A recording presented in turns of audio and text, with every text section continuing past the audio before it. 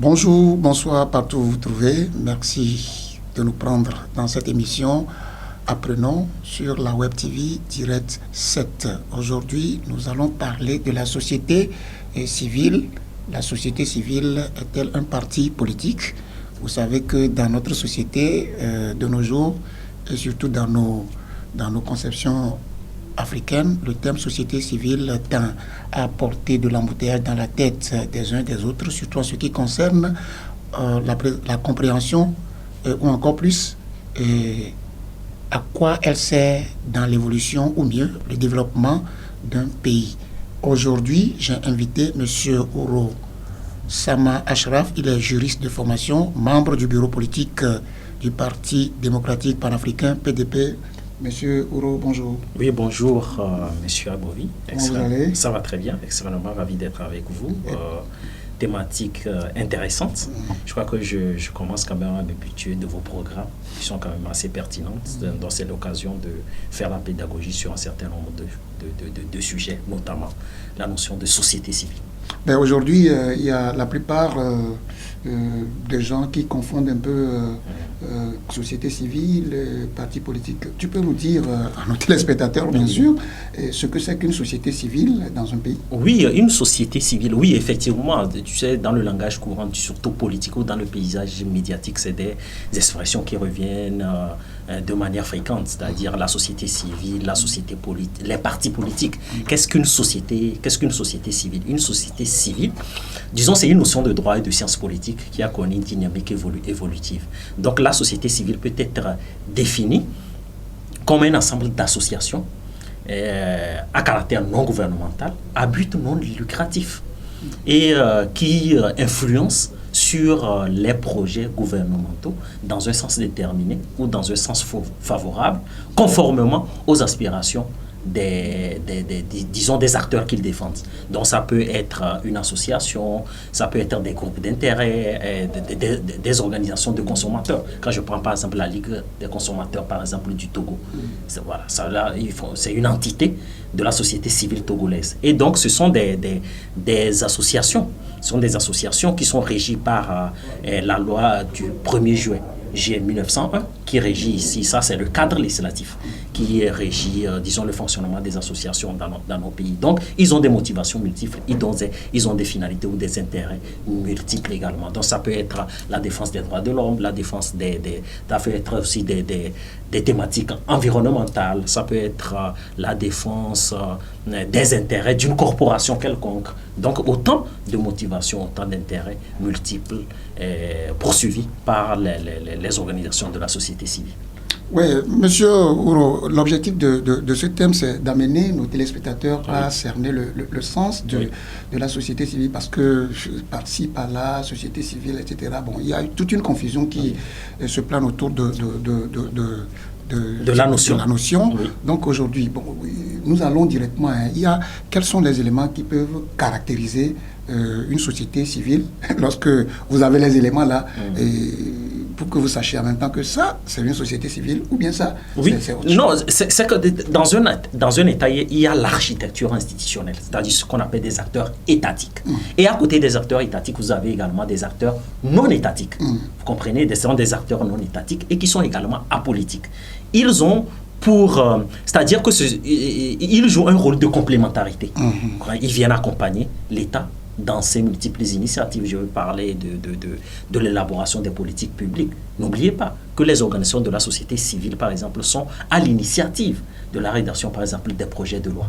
Même si ce n'est pas un parti politique, ils peuvent initier un projet de loi, qu'ils peuvent soumettre, une proposition de loi, autant pour moi, qu'ils peuvent soumettre disons, à la majorité, au gouvernement, pour que cette dernière puisse l'envoyer à l'Assemblée nationale. Donc, ce sont des organisations, des entités apolitiques. En droit, on parle des droits des personnes morales de droit privé. Donc, ce qui veut dire qu'ils ont ce qu'on appelle une personnalité juridique, c'est-à-dire des droits et obligations. Ils ont le droit, par exemple, d'ester en justice. Ils ont le droit également d'acquérir ce qu'on appelle un patrimoine.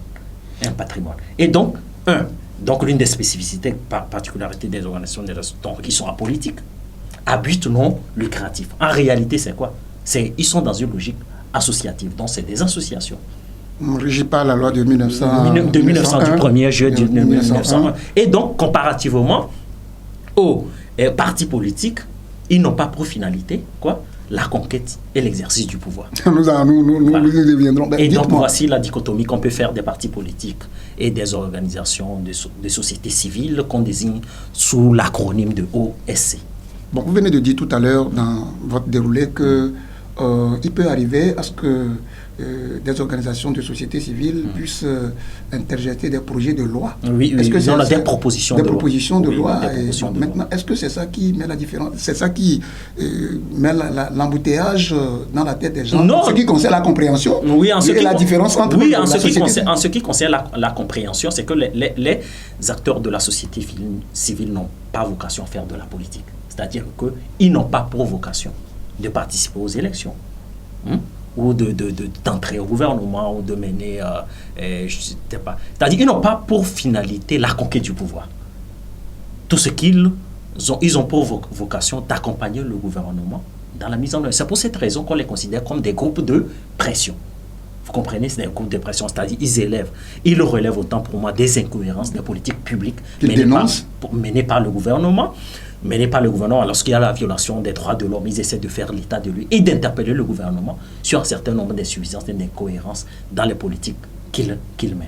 Maintenant, bon, ils peuvent interpeller le gouvernement sur les différentes incohérences. Oui, incohérences, effectivement. Et si le gouvernement ne répondait pas favorablement? Non, quand je prends par exemple l'État togolais, je crois que l'État togolais a toujours répondu favorablement aux recommandations des organisations de la société. Nous sommes en train de parler de cas général. Non, oui, effectivement. Non, je prends un cas concret. Pour expliquer. Que je dis tout simplement que l'État togolais a toujours répondu favorablement. Quand je prends un cas aussi concret. Je prends par exemple le ministre Trimoa, par exemple. Christian Trimoa, qui est le ministre des Droits de l'Homme et en charge avec les institutions de la République. Lorsqu'il rédige ce qu'on appelle des rapports annuels et périodiques sur la situation des droits de l'homme au Togo, c'est dans une logique d'inclusion et de participation. Ce sont des rapports qui sont rédigés avec l'aide de la société civile. Et même, lorsque le ministre rédige des rapports qu'il doit présenter même aux Nations Unies, il le fait également avec les sociétés civiles. C'est pour vous dire tout simplement qu'il n'y a pas d'organisation de société civile dans ce pays qui est marginalisée. Je crois que l'État fait un effort d'être dans une logique anticipative, dans une logique d'inclusion et de participation. Et donc cela enrichit un certain nombre de politiques publiques et même la vision du Togo vis-à-vis de nos concitoyens. Oui, en attendant de valoriser ce que l'État fait par rapport à la relation avec la société civile, bon, vous voyez, quel but vise la société civile? Oui, non, mais la société civile joue plusieurs rôles. La société civile joue plusieurs rôles. C'est ce que les téléspectateurs oui, par exemple, disons que les sociétés civiles font ce qu'on appelle la veille informationnelle. La veille informationnelle, c'est que quoi? C'est ce qu'on vient de dire tout à l'heure. Lorsque les politiques publiques ont du mal à donner des résultats tangibles, les sociétés civiles interpellent le gouvernement sur les politiques publiques qui sont menées. Ils jouent également un but aussi humanitaire. Vous êtes sans savoir que, quand je vais reprendre la formule de Tocqueville, c'est-à-dire un écrivain français, qui est un observateur avisé de la société américaine, qui avait écrit un ouvrage de la démocratie en Amérique, qui disait que dans les sociétés démocratiques, l'association est, disons, la pierre angulaire de toute société et que le progrès des autres domaines dépend vraiment des associations. Vous êtes sans savoir que l'État ne peut pas tout faire, comme on le dit.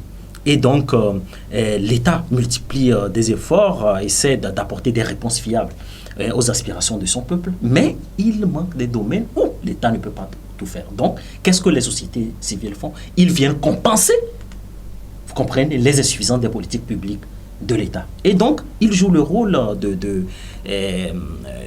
le contrôle de l'action publique. Le contrôle de l'action publique. Parce qu'aujourd'hui, nous savons très bien que les vertus de la démocratie représentative exigent quoi? L'obligation de reddition des comptes, la transparence. Et donc le contrôle de l'action publique. Je prends par exemple un fait récent avec la présentation du rapport de la Cour des comptes. De la Cour des comptes. Qu'est-ce que la société civile a fait dedans? Oui, non, mais la société civile a interpellé le gouvernement à faire la lumière sur les incohérences relevées par l'institution. Je vais parler de la Cour des comptes. Je crois que le ministre Akoda Ewadan a fait des émissions, il a apporté un certain nombre d'éléments. Mais maintenant, c'est totalement subjectif. On peut estimer que ce sont des réponses qui ne sont pas fiables et qui ne sont pas assez satisfaisantes. Mais je crois que le gouvernement a fait quand même des sorties médiatiques pour situer l'opinion sur ces incohérences-là. Donc, vous voyez très bien que la société civile joue un rôle de pression, c'est-à-dire que il pousse l'État à faire preuve d'exemplarité, à apporter un certain nombre. Par rapport à l'exemple que vous venez de donner, la société civile, la plupart, on a lu sur la toile, la société civile n'a pas été convaincue par les explications d'Aïwada et des autres dont vous parlez. Oui, non, effectivement, mais quand le gouvernement fait une sortie pour expliquer les insuffisances relevées par la Cour des comptes dans la gestion des fonds, du fonds Covid, je crois que le gouvernement n'a pas la prétention de convaincre tout le monde. Vous comprenez? Vous savez, la neutralité, souvent, est une vue de l'esprit. C'est-à-dire qu'aujourd'hui, quand vous prenez, par exemple, l'univers de la société civile togolaise, on estime que il y a un certain nombre de sociétés civiles, peut-être à tort ou à raison, qui manquent d'objectivité. Vous comprenez? Et qui substituent, disons que l'émission des sociétés civiles à de la militantisme politique. Donc, à un moment donné, vous pouvez avoir des sociétés civiles qui disent non convaincus parce qu'ils ont un agenda autre que leur mission de société civile. Voilà. Bon, est-ce que ces organisations de la société civile sont obligées de comprendre vraiment, de s'inscrire dans la logique de ce que les ministres, etc., développent pour pouvoir prendre je crois, la défense des choses? Oui, effectivement. Je prends aussi un exemple concret. Il y a une association tout récemment qui a porté plainte au tribunal de grande instance contre le gouvernement. Mais la justice a classé l'affaire sans suite en estimant que les plaignants n'ont pas apporté des preuves tangibles, des preuves tangibles de détournement de fonds. Et donc l'affaire a été classée sans suite. Au préalable, je l'ai dit ici, que les organisations de la société civile peuvent rester en justice. Donc, ils peuvent jouer également le rôle, ça peut être aussi des revendications corporatistes. Ça peut aussi être des revendications corporatistes. Par exemple, je prends par exemple le cas des enseignants. Lorsque des mouvements syndicaux portent des revendications sur un certain nombre de sujets, vous avez également des organisations de la société civile qui accompagnent ces mouvements syndicaux-là et qui estiment que l'État doit faire un effort d'apporter des réponses fiables aux revendications portées par les mouvements syndicaux. Ben, ça veut dire qu'il y a certaines sociétés civiles qui manquent de leur devoir parce qu'entre-temps, de 2020 à 2021, où sévissait la Covid, certaines corporations des enseignants ont été demandées de... Maintenant, eu égard à leur cri, aucune société civile... moi j'ai vu... C'est une manière de manquer... Il y a eu quand même une sortie quand même assez prompte des organisations de la société civile sur ces incohérences-là. Je crois qu'il y a eu même des plaidoyers qui ont été faits à l'endroit du ministre Bawara pour réintégrer ces enseignants-là. C'est pour vous dire tout simplement que les organisations de la société civile sont proactifs sur le terrain, ils portent des revendications, ils relèvent des insuffisances des politiques publiques menées par le gouvernement, ils formulent des recommandations, ils initient des propositions de loi. Donc ils sont également dans l'humanitaire souvent lorsque les politiques publiques ont du mal à donner des résultats tangibles. Donc je crois qu'ils sont quand même proactifs, il faut quand même les féliciter pour ça. Chers téléspectateurs de Direct, nous sommes dans l'émission Apprenons. Nous allons observer une pause et nous revenons. Élections régionales 2023. Pour le développement de nos régions et l'enracinement de la décentralisation, mobilisons-nous pour la réussite des élections régionales 2023. Participons au processus dans la paix, la stabilité et la concorde nationale. Togolais vient, bâtissons la cité.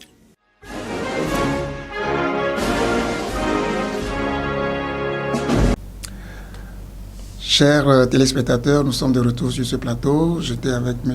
Ouro Sama Ashraf, il est juriste de formation et il est membre du bureau politique du Parti démocratique panafricain PDP. Il est mon invité aujourd'hui pour décrypter le thème la société civile est-elle un parti politique? Et nous étions en train de parler de la divergence qui existait, ou bien l'objectif ou le but que visait. Vous avez quelque chose à ajouter? Non, je veux dire tout simplement qu'il faut éviter, parce qu'on a comme l'impression que dans notre pays, il y a une sorte de rapport conflictuel entre l'État et les organisations de la société civile. Moi, je lui dis, ma vision des choses, elle est celle-ci. Il doit y avoir plutôt un rapport de complémentarité et non un rapport de conflictualité. Et donc, quand je prends par exemple les organisations de la société civile, il y en a beaucoup. Hein. Quand je prends dans le domaine humanitaire, vous avez M-Afrique, par exemple, de Dr Kodom, vous avez le CACIT, vous avez le mouvement Martin Luther King, le WANEP. Le WANEP. Donc, tous ces, il y avait une intimité, la Ligue de consommateurs qui défendent les intérêts des consommateurs. Et effectivement, quand je prends par exemple la Ligue des consommateurs du Togo, et ces derniers temps, avec la guerre russo-ukrainienne, par exemple, il y a eu une inflation sur les marchés. Et qu'est-ce que cette ligue-là a pu faire? Et non, mais ils ont interpellé le gouvernement pour essayer de revoir le pouvoir d'achat des populations. Donc le problème que les téléspectateurs veulent comprendre, c'est le fait d'interpeller qui est le problème, ou bien c'est le fait de ce qui va suivre l'interpellation. C'est-à-dire que la société civile interpelle. La société civile interpelle. Qu'est-ce que la société civile veut après l'interpellation? Non, il faut faire la distinction entre les choses. C'est-à-dire que nous avons une classe politique dirigeante, des gens qui ont la légitimité de prendre des décisions publiques. Vous comprenez? Vous avez des acteurs non étatiques qui formulent des recommandations pour améliorer les politiques publiques qui sont menées. Les organisations de la société civile n'ont pas la légitimité pour prendre des décisions publiques dans notre pays, non. Ceux qui ont la légitimité... Mais ils peuvent donner la pression. Non, ils peuvent donner la pression. C'est pour cette raison que je les ai qualifiés, je les ai définis. C'est l'ensemble des associations à caractère non gouvernemental, à but non lucratif, et qui se comportent comme des groupes de pression pour défendre des intérêts collectifs. Ils sont juridiquement constitués? Non, ils sont juridiquement constitués. Je crois que pour être une organisation de société civile, vous devez avoir un récépissé, vous devez avoir une demande. Comme la constitution de toute association. Et je crois que une requête de constitution, de création d'une association, d'une organisation de la société civile auprès du ministère de l'administration territoriale a un fondement constitutionnel. Quand vous prenez par exemple... Il est pour le moment suspendu? Non, quand vous prenez l'article 30 de la constitution de notre 4e République, n'oubliez pas, parce que moi je crois que les gens font de la confusion. Nous avons une constitution qui est profondément libérale. Voilà. Vous avez toute une disposition, tous les chapitres qui sont consacrés aux droits et libertés des citoyens dans notre pays. Quand vous prenez l'article 30, on dit « l'État reconnaît et garantit la liberté de réunion, la liberté d'association et la liberté de manifestation ». Et la liberté de manifestation, elle est encadrée par ce qu'on appelle la loi Bojona du 16 mai 2011 dans notre pays. Vous comprenez? Et donc, pour vous dire, nous avons une constitution profondément libérale, et donc l'exercice des activités des organisations de la société civile a un fondement constitutionnel, notamment l'article 30, que je viens tout juste de décliner. Ok, merci. Maintenant, dites-moi,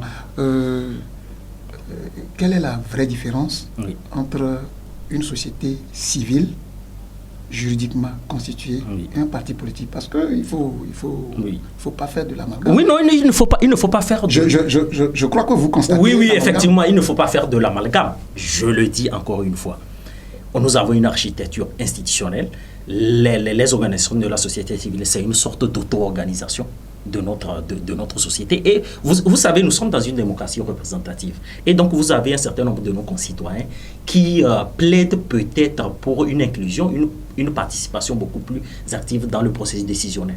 Et donc, du coup, les organisations de la société civile créent un cadre pour permettre aux citoyens d'influer directement sur les décisions publiques qui sont prises par le gouvernement. Ça rentre dans leur rôle. Ça rentre dans leur rôle, une sorte de démocratie directe entre guillemets. Et donc, du coup, pour faire le distinguo, c'est des acteurs. C'est pour cette raison que je dis, les organisations de la société civile n'ont pas vocation à conquérir le pouvoir ni à l'exercer.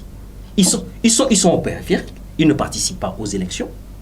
Ce sont des observateurs avisés de notre scène politique. Lorsqu'ils constatent qu'il y a un blocage institutionnel quelque part, et ils soulèvent l'urgence de faire une réforme institutionnelle, effectivement, pour nous inscrire beaucoup plus dans un processus de démocratisation de notre pays. Et donc, du coup, ils n'ont pas vocation à conquérir le pouvoir, ni à l'exercer. Donc, les partis politiques, certes, ils sont tous des associations, mais les partis politiques ont pour vocation, quand vous prenez par exemple la charte des partis politiques, à conquérir le pouvoir, et à l'exercer. Et donc, je crois que vous avez le comportement de certains nombres d'acteurs des sociétés civiles également qui prêtent à confusion. C'est-à-dire que vous avez des gens qui se comportent comme s'ils étaient des politiques. Je le rappelle encore, ils ne sont ni politiques, ils n'ont pas vocation à conquérir le pouvoir ni à l'exercer. Donc, dites-nous, maintenant, lorsque un acteur de la société civile veut se présenter à une élection, quelles sont les procédures maintenant faites pour qu'il fasse ce pont-là dans le sens de la loi? Non, mais dans le sens de la loi. Mais si une organisation de la société civile, une association veut participer aux élections, je suis désolé pour eux, ils doivent procéder par la procédure de mutation. Vous devez transformer votre association en parti politique parce que l'association, elle est apolitique. Des fois, ils disent qu'ils sont des indépendants. Oui, non, des indépendants, ça c'est une autre logique. Non, justement, nous voulons faire savoir aux gens que est-ce qu'un indépendant peut être un acteur de la société civile, c'est cela? Oui. C'est ce que les gens veulent comprendre. Oui, un indépendant peut être un acteur de la société civile. Mais vous venez de dire tout à l'heure... Non, je vais dire tout simplement que si vous avez une entité qui est enregistrée au ministère de l'administration territoriale comme une organisation de la société civile, vous ne pouvez pas, par exemple, je prends par exemple le cas du CACIT, par exemple, il ne peut pas s'engager directement dans un processus. Dans un processus. Parce qu'ils ont un récépissé. Voilà, ils ont un récépissé. Maintenant, quoi, moi, si je veux me présenter je constitue une société civile. Non, vous vous présentez comme indépendant, qui a une connotation un peu politique, qui vous permet aujourd'hui de demander le suffrage de nos concitoyens. Vous me suivez? Voilà. Mais en tant qu'organisation de la société civile, puisque la nature juridique de votre entité, c'est que vous êtes apolitique et que vous ne pouvez pas participer à un processus électoral quelconque, que ce soit régional, présidentiel ou législatif. Ok. Dis-moi, une société civile peut-elle en principe contribuer au développement d'un pays? Oui, une société civile, oui, mais ça, c'est la vocation première de toutes les organisations de la société civile. Ils doivent participer, disons, à la démocratisation du pays, au partage équitable des richesses et, disons, au rayonnement économique de notre pays. C'est pour cette raison que j'ai dit qu'ils font de la veille informationnelle. Ils luttent contre la corruption, par exemple. Ils luttent contre la corruption. Et je crois que quand vous prenez la loi du 30 mars 2016 portant liberté d'information et d'accès à la documentation publique. Aujourd'hui, vous avez un certain nombre d'organisations de la société civile qui essaient de faire la pédagogie sur cette loi-là pour faire comprendre à nos citoyens que les documents administratifs ne peuvent en aucun cas faire l'objet d'une clause de confidentialité. Et que si vous avez besoin d'une information, il suffit tout simplement d'aller dans une institution publique, vous demandez. Si vous êtes un universitaire, que vous faites de la recherche, si vous voulez, vous êtes un militant des droits de l'homme, que vous avez constaté une incohérence dans les politiques publiques qui sont menées, vous pouvez retrouver cette documentation publique-là et faire votre travail. Et donc, du coup, ils participent à la documentation. Je parle par exemple le domaine environnemental. Aujourd'hui, vous avez des mouvements qui sont écologistes aujourd'hui et qui font des recommandations au gouvernement pour, disons, protéger la faune et la flore, disons, notre paysage. Donc, je crois que sur le domaine, dans la protection des droits de l'homme, que ce soit dans le domaine environnemental, les organisations de la société civile sont proactives. Ils formulent des recommandations maintenant. Ce sont les politiques qui ont la légitimité politique de prendre des décisions. Mais maintenant, la population dit des fois qu'il ne voit pas concrètement ce que fait la société civile. Non, je crois que c'est un procès, je trouve quand même excessif. Toutes ces récriminations-là n'ont pas leur raison d'être. Je crois que ces gens-là se battent au quotidien. C'est eux qui sont là pour juger. Oui, c'est eux qui sont là pour juger. Ils ont une marge de manœuvre extrêmement limitée puisque ce ne sont pas des politiques. Quand je dis ils initient des propositions de loi, ils ne sont pas législateurs. Donc, ils peuvent les sociétés civiles n'ont pas des outils juridiques pour pouvoir contraindre l'État à prendre des décisions par rapport à ce Non, c'est des groupes, on dit des groupes de pression. Ce qu'on appelle la diplomatie. Mais la pression, pas des groupes de... Quand on dit la pression, il ne faut pas le prendre au premier degré. Ça peut être la diplomatie de couloir, c'est-à-dire il faut faire preuve utiliser la force de persuasion pour convaincre le gouvernement de la pertinence de votre démarche. Quand une organisation de la société civile initie par exemple une proposition de loi, il peut aller voir un parti d'opposition. Il vous dit, bon, voici une proposition de loi qu'on a initiée parce qu'on trouve que le secteur manque, disons, un cadre législatif, disons, assez plaisant. Donc, alors là, qu'est-ce que les partis d'opposition font? Ils peuvent s'approprier cette proposition de loi-là, où le gouvernement peut transformer cela en avant-projet de loi qui renvoie à l'Assemblée nationale pour examination. C'est pour vous dire tout simplement qu'ils ont une marge de manœuvre limitée. Et il faut le rappeler à nos compatriotes que ceux qui ont la légitimité de prendre des décisions politiques dans un pays, c'est ceux qui sont nommés au gouvernement. C'est-à-dire ceux qui ont la légitimité de le prendre. C'est-à-dire, je veux parler des élus et des nommés. Et non les acteurs de la société. Et non des acteurs de la société. Nous sommes pratiquement à la fin de cette émission. Et non des acteurs de la société civile. Nous sommes pratiquement à la fin de cette émission. Un mot pour votre mot de fin. Oui, non, je rappelle encore la règle. Pour moi, la règle, c'est que entre l'État et les organisations de la société civile, il ne doit pas y avoir un rapport de conflictualité. Il doit y avoir un rapport de complémentarité. C'est-à-dire, les organisations de la société civile doivent faire la veille informationnelle. Ils doivent relever les insuffisances des politiques publiques qui sont menées afin que l'État puisse améliorer et avoir aussi des résultats politiques probants. Donc, il faut éviter le militantisme. Il faut éviter aussi la radicalité. Parce qu'à un moment donné, on a du mal à cerner, disons, la position ou la posture des organisations de la société civile. Et c'est pour cette raison qu'il y a une vision manichéenne de notre société où vous avez un certain nombre de nos concitoyens qui dit l'État, je veux parler de la classe politique dirigeante, qui a phagocyté un certain nombre d'organisations de la société civile. On accuse également l'opposition d'avoir phagocyté un certain nombre de... Non, j'estime que les organisations de la société civile doivent faire preuve de neutralité, d'objectivité pour leur permettre de faire leur travail en toute clarté. Yo, medak benam ya direct cette petite peu nous parlons ni ko apeto uro sama Ashraf et ni segnala et onye politique wala le PDP et Ranopia et ni pour poto nous y a une société civile pour les partis politiques vous tout cas les mais et comme il y avait chaka va dans un et il y a un petit bien pour nous pour les et me cardibe ni a de méthode ni sola ni ga yedi bye bye.